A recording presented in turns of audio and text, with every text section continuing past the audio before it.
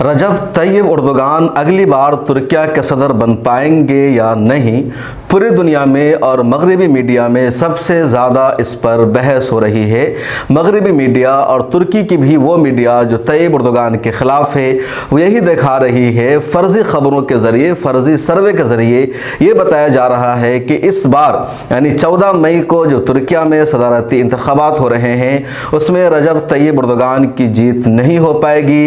Opposition leader कमाल किलिचदारोग्लू की जीत होगी और 20 सालों बाद रजब तैयब एर्दोगान इक़्तिदार से महरूम हो जाएंगे। इस दावा के पीछे कितनी सच्चाई है वो हम आपको बताने जा रहे हैं। इस बीच हम आपसे ये भी बता दें कि तुर्किया में सदारती इलेक्शन 14 मई को हो रहे हैं। पार्लियामेंट के लिए भी उस दिन वहाँ वोटिंग होगी और दुनिया भर की नज़र है। इसलिए मैंने फैसला किया है कि रोज़ाना तुर्किया के इंतखाबात के बारे में कुछ ना कुछ अहम अपडेट आपसे मिल्लत टाइम्स के यूट्यूब पर शेयर की जाए, ताकि आप भी तुर्किया के इंतखाबात से वाकिफ़ रह सके, वहाँ की जो बेसिक मालूमात है उसका हमें भी और आपको भी इल्म हो सके। तो ये पूरी बात आपको हम बताते हैं, लेकिन उससे पहले आपसे दरख्वास्त है ज्वाइन के बटन पर क्लिक करके मिल्लत टाइम्स की मेंबरशिप ज़रूर ले लीजिए। तुर्किया के सदर रजब तैयब एर्दोगान पिछले 20 सालों से तुर्की में मौजूद हैं और आज भी दुनिया भर के मुसलमानों के अलावा तुर्किया की जो आवाम है बड़ी तादाद में रजब तैयब एर्दोगान को ही चाहती है, क्योंकि रजब तैयब एर्दोगान ने अपने दौर इक़्तिदार में तुर्किया की ज़िंदगी को बदल दिया, उनके लाइफ स्टाइल को बदल दिया, उनके मेयार को बदल दिया, यानी ज़मीन से आसमान पर पहुंचाने का काम क्या है। और ये बात मैं नहीं कह रहा हूं, बल्कि आप जिस तज्ज़िया निगार से भी पूछेंगे तो वो बात यही कहेंगे।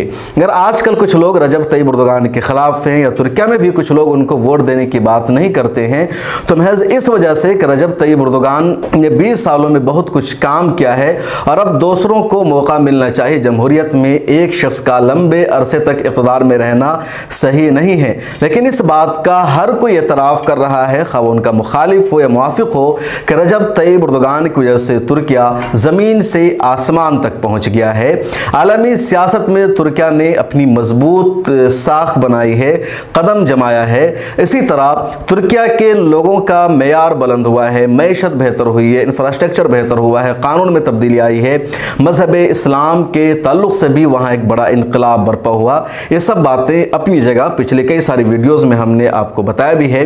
इस वीडियो में ये बताने जा रहे हैं कि तैयब एर्दोगान के बारे में ये कहा जा रहा था कि इस वक्त वो कमज़ोर उम्मीदवार हैं, उनके मुकाबले में अपोजिशन लीडर कमाल किलिचदारोग्लू ज़्यादा मजबूत है। और अपोजिशन का गढ़ इज़मीर का इलाका है, जिसके बारे में कहा जा रहा था कि इज़मीर तुर्की का बहुत बड़ा इलाका है और इज़मीर में तैयब एर्दोगान को कोई भी वोट नहीं मिलने वाला है, वहाँ सपोर्ट नहीं मिलने वाला है, अपोजिशन का गढ़ है। और जब तक यहाँ तैयब एर्दोगान अपनी जगह बनाने में कामयाब नहीं होंगे, उस वक्त उनकी जीत के आसार नहीं हैं। सर्वे रिपोर्ट में भी इसी तरह का दावा किया जा रहा था। लेकिन अब इज़मीर में भी रजब तैयब एर्दोगान ने कल परसों अपनी एक रैली की है और आवाम का समंदर उनके इस्तकबाल के लिए वहाँ नज़र आ रहा है, पूरी भीड़ है। स्क्रीन पर आप ये विजुअल और वीडियो देख सकते हैं कि किस तरह समंदर किनारे बहुत बड़ा मैदान है, जो इंसानों का समंदर बना हुआ है, हर तरफ लाल झंडे नजर आ रहे हैं।